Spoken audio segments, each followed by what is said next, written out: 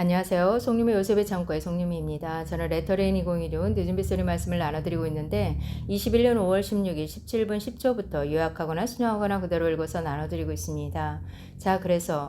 그러면서 이 얘기가 뭐냐면 하나님이 오른손으로 예수님을 높이심에 그가 약속하신 성령을 아버지께 받아서 예수님도 하나님께서 약속하신 성령으로 인을 쳐서 아버지께로 끌고 온 거예요. 끌어들인 거예요.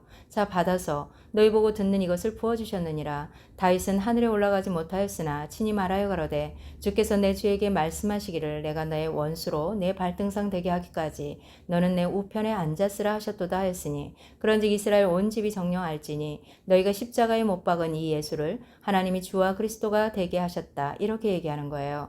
너희가 지금 이 예수를 죽였지만 그분은 주와 그리스도라고 하나님이 칭하셨다. 자, 그렇게 얘기했어요. 그러니까 이제 지금 이 말씀을 들은 그 이스라엘 백성들이 이 말을 듣고는 막 찔리는 거예요. 예수님을 죽였으니까. 하나님인데 주인데 이분을 죽였으니까 막 찔림이 나는데 베드로와 다른 사도들에게 물어가로되 형제들아 그러면 우리가 어떻게 해야 되냐? 이분을 죽였는데 어떻게 해야 되냐? 십자가에 우리가 죽여서 그 예수님의 피를 빌라도가 나는 죄가 없으니까 이 피를 너희에게 돌린다 그러니까 우리에게 돌려요. 우리 자손에게로 돌려요. 이렇게 했는데 이걸 어떡하냐는 거예요. 하나님을 죽였는데 그리고 이 사람들도 지금 안에 양심이 찔렸어요. 찔렸다는 건 뭐예요?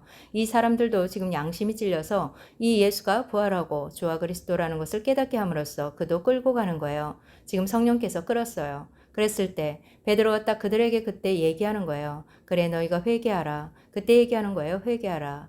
회개하라. 그럼 지금 양심이 팍 찔려서 그 엄청난 하나님을 죽였으니 이걸 지금 이 죄를 어떻게 해야 되나? 이 양심이 찔려서 고통당하고 있을 때 회개하라는 거예요. 회개하는데 어떻게 회개를 하느냐? 각각 예수 그리스도의 이름으로 세례를 받고 제사함을 얻으라. 예수님의 이름으로 세례를 받으라.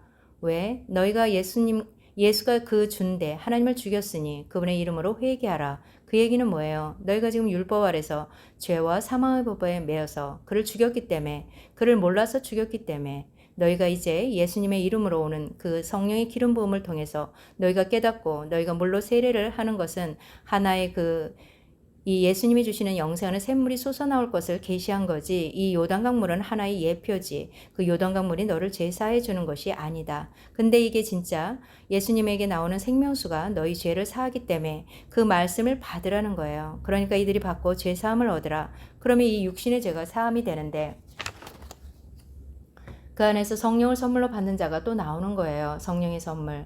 성령의 세례가 또 임하는 거예요. 왜냐하면 단번에 예수님으로 죄를 사함받고 나서는 성령이 인을 치면 우리는 다시는 그 죄에 대한 제사를 그 불법을 인정하지 않기 때문에 우리가 그 죄에 대한 제사를 드릴 필요가 없는 거예요. 회개하는 제사를 드릴 필요가 없는 거예요.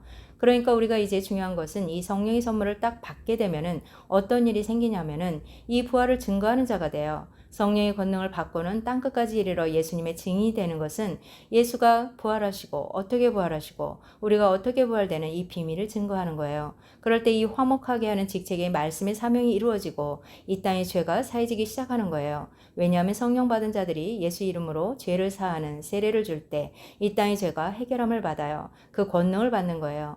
권능을. 그 하늘의 대사로서.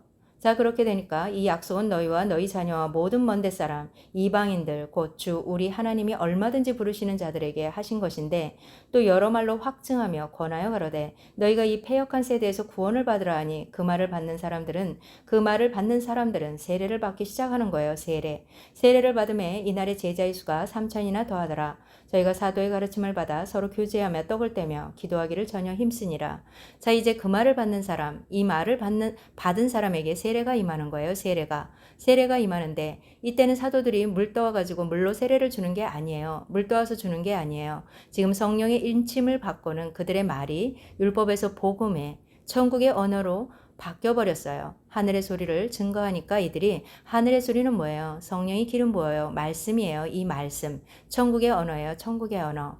그 말씀을 받을 때 내 안에 율법에 매여있던 죄와 사망의 법이 내가 생명의 성령의 법으로 씻어져 나오는 거예요. 씻어져 나와요. 요게 부활 생명이 되는 거예요. 부활 생명. 온전한 부활 생명. 근데 부활 생명이 되는데 부활 생명이 두 종류 있다 그랬죠. 이 땅에서 구속함을 입은 처음 열매가 있고 성령이 처음 익은 열매가 있어요. 그래서 성령이 처음 익은 열매는 그들 가운데서 아들의 명분으로 세워지는 아들의 영이 임함으로써 이들은 종이 아니고 아들의 신분이 되어버려 하나님 나라의 유업을 이을 아들. 이 아들이라는 것은 부활 생명에서도 남자의 부활 생명이 된다는 거예요. 남자의 부활 생명.